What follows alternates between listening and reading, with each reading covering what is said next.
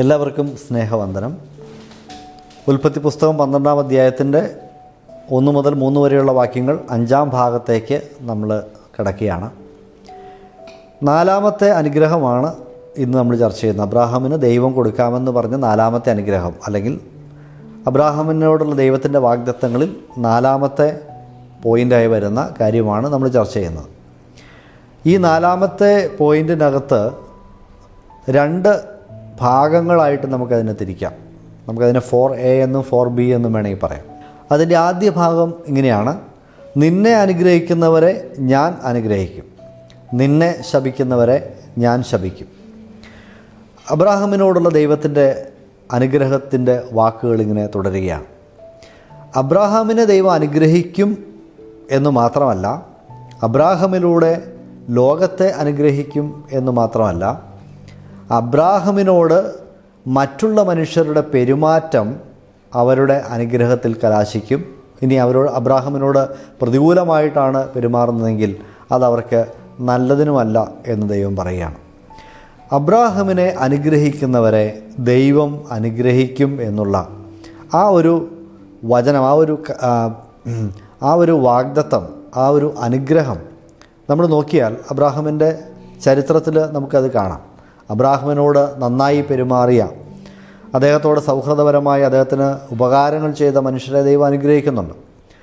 അബീമേലെക്കിനെ ദൈവം അനുഗ്രഹിക്കുന്നതായിട്ട് നമുക്ക് കാണാം.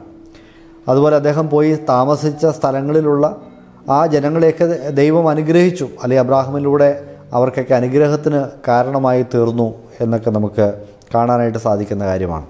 ഉൽപ്പത്തി 23-ന്റെ 6-ാമത്തെ വാക്യത്തിൽ സാറായി മരിച്ച് സാറായി അടക്കാൻ നേരത്ത് ഒരു സ്ഥലം വാങ്ങാനായിട്ട് പോകുമ്പോൾ അബ്രാഹാമിനോട് അവിടെയുള്ള ആളുകൾ പറയുന്നുണ്ട്, മലയാളം ബൈബിളിൽ അത് ഞങ്ങളുടെ ഇടയിൽ നീ ദൈവത്തിൻ്റെ ഒരു പ്രഭുവാകുന്നു എന്നാണ്. ഞങ്ങളുടെ ഇടയിൽ ദൈവത്തിൻ്റെ ഒരു പ്രഭുവാകുന്നു എന്നാണ്. ഇംഗ്ലീഷ് ബൈബിൾ വായിക്കുമ്പോൾ ആ ദൈവത്തിൻ്റെ എന്ന് ഉള്ള പ്രയോഗം, അത് എനിക്കൊന്ന് അഡോണായി എന്നുള്ള ആ വാക്ക്, എബ്രായ ഭാഷയിലെ ആ വാക്ക് അബ്രാഹാമിനെ സൂചിപ്പിക്കുന്നതായിട്ടാണ് ഉപയോഗിച്ചിരിക്കുന്നത്. യജമാനനെ നീ ഞങ്ങളുടെ ഇടയിൽ ശക്തനായ ഒരു പ്രഭുവാകുന്നു. അതാണ് ഇംഗ്ലീഷിൽ നമ്മൾ വായിക്കുമ്പോൾ കിട്ടുന്ന അർത്ഥം എന്ന് പറയുന്നത്. ട്രാൻസ്ലേഷൻ്റെ ചെറിയ വ്യത്യാസമാണ്. എന്തായാലും അബ്രാഹാമിനെക്കുറിച്ച് ആ ആളുകൾ പറയുന്ന നല്ല വാക്കുകൾ, അബ്രാഹാം അവർക്ക് ഒരു അനുഗ്രഹത്തിൻ്റെ കാരണമായിരുന്നു, അബ്രാഹാമിനോട് അവർക്കുള്ള ബഹുമാനമാണ് അത് സൂചിപ്പിക്കുന്നത്. ഈ ആളുകൾ അബ്രാഹാമിനോട് നന്നായി പെരുമാറിയ സമയത്തൊക്കെ ദൈവം അവരെ അനുഗ്രഹിച്ചു എന്നുള്ളതാണ്. പിന്നീടുള്ള ഇസ്രായേലിൻ്റെ ചരിത്രം പഠിക്കുമ്പോൾ, ബൈബിളിൻ്റെ ചരിത്രം പഠിക്കുമ്പോൾ, ബൈബിളിൽ ഇസ്രായേലിൻ്റെ ചരിത്രത്തോട് ബന്ധപ്പെട്ട് മറ്റനേക രാജ്യങ്ങളെക്കുറിച്ച്, മറ്റനേക സ്ഥലങ്ങളെക്കുറിച്ചൊക്കെ പരാമർശിക്കുന്നുണ്ട്. ഈ രാജ്യങ്ങളെയൊക്കെ പരാമർശിക്കുന്നത് തന്നെ ഇസ്രായേലിനോടുള്ള ബന്ധത്തിലാണ്. ഒന്നുകിൽ അവർ ഇസ്രായേലിന് ഗുണം ചെയ്തവരാണ്, അല്ലെങ്കിൽ അവർ ഇസ്രായേലിന് ദ്രോഹം ചെയ്ത ആളുകളാണ്. അതുകൊണ്ടാണ് ഇവരുടെയൊക്കെ പേരുകൾ, ഈ രാജ്യങ്ങളെയൊക്കെ ബൈബിൾ ചരിത്രത്തിൽ ഉൾപ്പെടുത്താനായിട്ട് ഇടയായി തീർന്നത്. ഈ രാജ്യങ്ങളുടെ പുരോഗതിയും അധോഗതിയും അതും നമ്മൾ വിലയിരുത്തിയാൽ, ഇസ്രായേൽ എന്ന ദൈവത്തിൻ്റെ ജനത്തോട്, അബ്രാഹാമിൻ്റെ സന്തതിയായ ഈ ഇസ്രായേൽ ജനത്തോട് ഇവരെങ്ങനെ പെരുമാറി എന്നതിൻ്റെ അടിസ്ഥാനത്തിലാണ് അവരെയും ദൈവം അനുഗ്രഹിക്കുന്നത്. യാക്കോബും മക്കളും മിസ്രൈമിൽ ചെന്നു. ഈ അബ്രാഹാമിൻ്റെ സന്തതി മുഖാന്തരം ദൈവം ആ ദേശത്തെ വീണ്ടും അനുഗ്രഹിക്കുന്ന നമുക്ക് കാണാം. ഒരു ക്ഷാമമൊക്കെ കഴിഞ്ഞ് ദൈവം അവരെ വീണ്ടും അനുഗ്രഹത്തിലേക്ക് നയിക്കുന്ന കാഴ്ച നമുക്ക് കാണാം. കുറച്ച് നാളുകൾ കഴിഞ്ഞപ്പോൾ ഈ മിസ്രൈമിലെ രാജാവ് ദൈവത്തിൻ്റെ ജനത്തെ, അല്ലെങ്കിൽ അബ്രാഹാമിൻ്റെ സന്തതിയെ ഉപദ്രവിക്കാനായിട്ട് തുടങ്ങി. അതോടുകൂടി അവരുടെ ആ രാജ്യം, ആ ഒരു സാമ്രാജ്യം തന്നെ അവസാനിച്ചു പോകാനായിട്ട് ഇടയായി തീർന്നു എന്നുള്ള കാര്യം നമുക്കറിയാം. ദൈവയുടെ ബാധകൾ അയക്കുന്നതും ഈ ഫറവോയുടെ സൈന്യത്തെ മുഴുവൻ നശിപ്പിക്കുന്നതും ഒക്കെ ആയിട്ടുള്ള ചരിത്രം നമുക്കറിയാം. ഇസ്രായേൽ ജനത്തോട് അവർ നന്നായി പെരുമാറിയ സമയത്ത് ദൈവം അവരെ അനുഗ്രഹിച്ചിട്ടുണ്ട്. എന്നാൽ അവർ പ്രതികൂലമായിട്ട് പെരുമാറാൻ തുടങ്ങിയപ്പോൾ ദൈവം ആ ജനതയെ ന്യായം വിധിക്കുന്ന, അവരെ ശപിക്കുന്ന കാഴ്ച നമുക്ക് കാണാനായിട്ട് സാധിക്കുന്നതാണ്. അപ്പോൾ ഈജിപ്റ്റ് ഒരു കാലത്ത് അനുഗ്രഹിക്കപ്പെട്ടു. ഇനി മുന്നോട്ട് നോക്കുമ്പോൾ ഏത് രാജ്യമാണ് അവർക്ക് നന്മ ചെയ്തിട്ടുള്ള അവരെയൊക്കെ ദൈവം അനുഗ്രഹിക്കുന്നുണ്ട്. ചരിത്രത്തിലേക്ക് നോക്കിയാൽ നമുക്കിത് തന്നെ കാണാം. ഒരു കാലത്ത് ഇംഗ്ലണ്ട്, നമുക്കറിയാം, ബ്രിട്ടീഷുകാർ സൂര്യൻ അസ്തമിക്കാത്ത സാമ്രാജ്യമായിരുന്നു അവർ. ആ കാലത്ത് ഇവർ ഇസ്രായേലിനെ സംരക്ഷിക്കുന്ന ഒരു സമൂഹമായിരുന്നു, യഹൂദന്മാരെ സംരക്ഷിക്കുന്ന ഒരു സമൂഹമായിരുന്നു ഈ ഇംഗ്ലണ്ട് എന്ന് പറയുന്ന, അല്ലെങ്കിൽ ബ്രിട്ടൻ എന്ന് പറയുന്ന രാജ്യം. ദൈവം അവരെ ലോകത്തിൽ വലിയ ഒരു ശക്തിയാക്കി മാറ്റി. ദൈവം അവരെ അനുഗ്രഹിച്ചു. എന്നാൽ രണ്ടാം ലോകമഹായുദ്ധം കഴിഞ്ഞപ്പോൾ ബ്രിട്ടൻ അവരെ വിട്ടുകളഞ്ഞു, യഹൂദന്മാരെ വിട്ടുകളഞ്ഞു. ആ സമയത്ത് യഹൂദന്മാരുടെ സംരക്ഷണം അമേരിക്ക ഏറ്റെടുത്തു. അമേരിക്കയുടെ നേതൃത്വത്തിലാണ് പിന്നെ അവരെ സംരക്ഷിക്കുകയും സഹായിക്കുകയൊക്കെ ചെയ്യുന്നത്. ലോകത്തിലേക്ക് നോക്കിയാൽ നമുക്ക് കാണാം, അമേരിക്കയെ അന്നു മുതൽ ദൈവം അനുഗ്രഹിക്കാനായിട്ട് തുടങ്ങി. ഇന്ന് ലോകത്തിൽ ഏറ്റവും ഉയർന്നു നിൽക്കുന്ന ഒരു ശക്തി, ഏറ്റവും അനുഗ്രഹിക്കപ്പെട്ട ഒരു ജനത എന്ന് പറയാൻ സാധിക്കുന്നത് ഈ അമേരിക്കൻ ജനതയാണ്. കാരണം അവർ ഇസ്രായേലിനെ അനുഗ്രഹിക്കുന്നവരാണ്.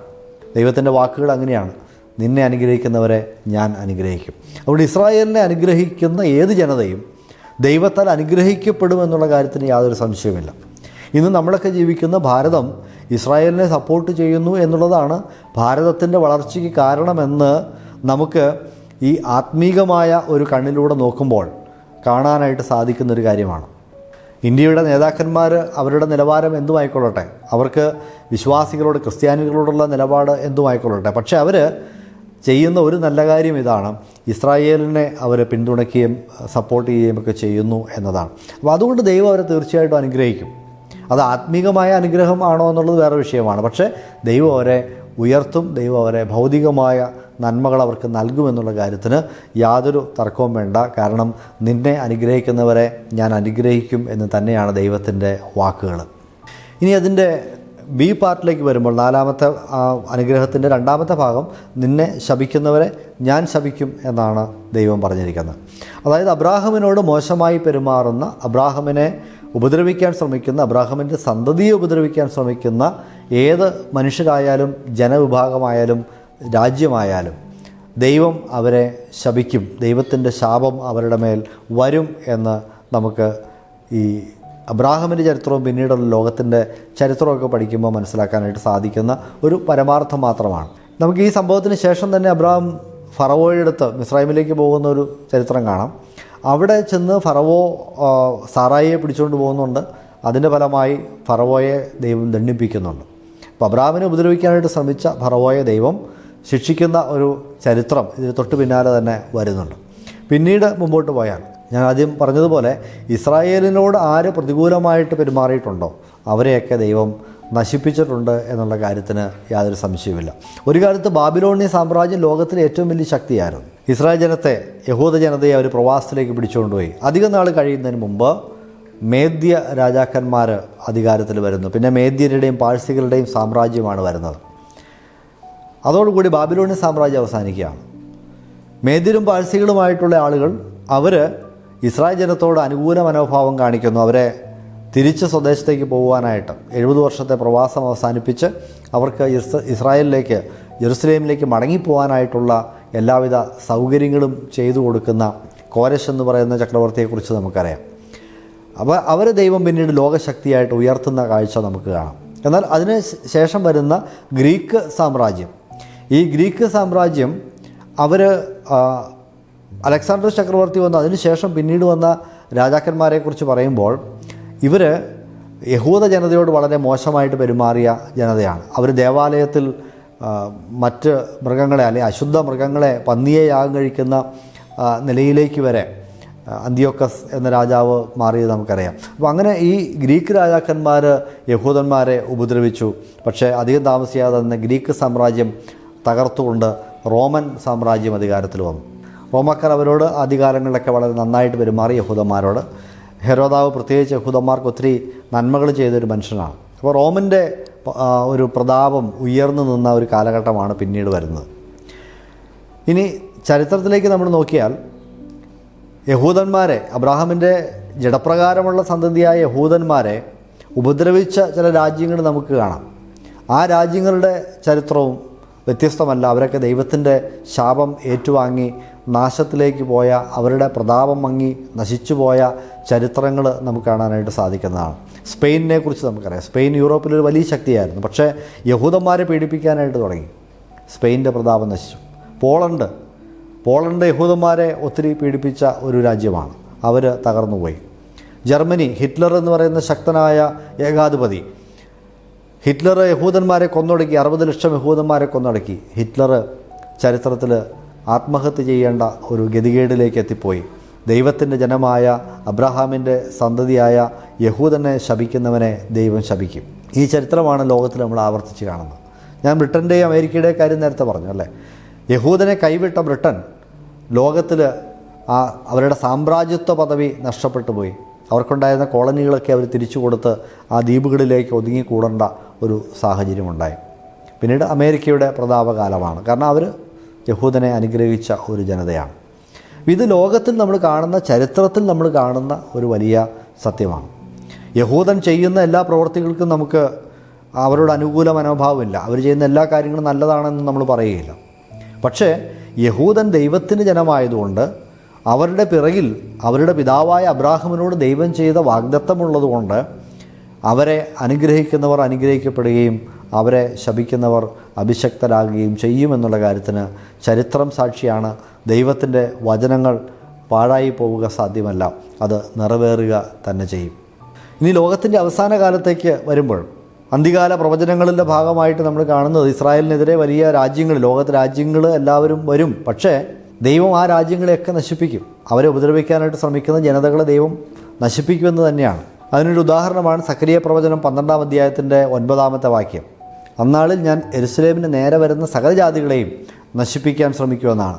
അപ്പോൾ ദൈവം ഇസ്രായേലിനെതിരെ നിൽക്കുന്ന സകല ജാതികളെയും ശപിക്കും എന്നുള്ള കാര്യത്തിന് യാതൊരു സംശയവുമില്ല. അവരെ നശിപ്പിക്കുമെന്നുള്ള കാര്യത്തിന് യാതൊരു സംശയവുമില്ല. അതിന്ന് ഒരു ജനതയാണെങ്കിലും ഒരു മനുഷ്യനാണെങ്കിലും ദൈവത്താൽ അനുഗ്രഹിക്കപ്പെടണമെങ്കിൽ ഒരൊറ്റ കാര്യം ചെയ്താൽ മതി: ഇസ്രായേലിനെ അനുഗ്രഹിക്കുക, ഇസ്രായേലിൻ്റെ നന്മയ്ക്കായി പ്രാർത്ഥിക്കുക, അവരെ പിന്തുണയ്ക്കുക. അത് ദൈവാനുഗ്രഹത്തിലേക്കുള്ള ഒരു മാർഗമാണ്. ഇന്ന് ലോകത്തിൽ അനേകം പേർക്ക് ഇസ്രായേൽ ഒരു കരടാണ്. ഇസ്രായേൽ വെറുക്കപ്പെട്ട ഒരു ജനസമൂഹമാണ്. പക്ഷേ ആ മനോഭാവം സ്വീകരിച്ചിരിക്കുന്ന മനുഷ്യർ അവർ നാശത്തിലേക്ക് പോകുന്ന മനുഷ്യരാണ്, അല്ലെങ്കിൽ ദൈവത്തിൻ്റെ ശാപം ഏറ്റുവാങ്ങുകയാണ് എന്നവർ മനസ്സിലാക്കുന്നില്ല. അതുകൊണ്ട് എന്നെ കേൾക്കുന്ന പ്രിയമുള്ളവർ, ആർക്കെങ്കിലും യഹൂദന്മാരെക്കുറിച്ച് അവർ ചെയ്യുന്ന പ്രവൃത്തികളെല്ലാം സപ്പോർട്ട് ചെയ്യണം എന്നല്ല പറയുന്നത്. യഹൂദനെ ദൈവം അനുഗ്രഹിച്ച ജനതയാണ്. അവർ ചെയ്ത തെറ്റുകൾ തന്നെയാണ്. ദൈവം അവരെ ന്യായം വിധിക്കുക തന്നെ ചെയ്യും. പക്ഷേ യഹൂദനെ ശപിക്കുക എന്നത് സ്വയം ശാപം ഏറ്റുവാങ്ങുന്ന ഒരു പ്രവൃത്തിയാണ്. എന്നാൽ അവരെ അനുഗ്രഹിക്കുവാനായിട്ട്, അവരുടെ നന്മയ്ക്ക് വേണ്ടി ആഗ്രഹിക്കുവാനായിട്ട് താല്പര്യമുള്ള എല്ലാവരെയും ദൈവം അനുഗ്രഹിക്കും എന്നുള്ള കാര്യവും നമുക്ക് ഓർത്തിരിക്കാം. ദൈവം ഈ പഠനത്താലും നമ്മെ അനുഗ്രഹിക്കട്ടെ, നമ്മളെ സഹായിക്കട്ടെ എന്ന് പ്രാർത്ഥിക്കുന്നു.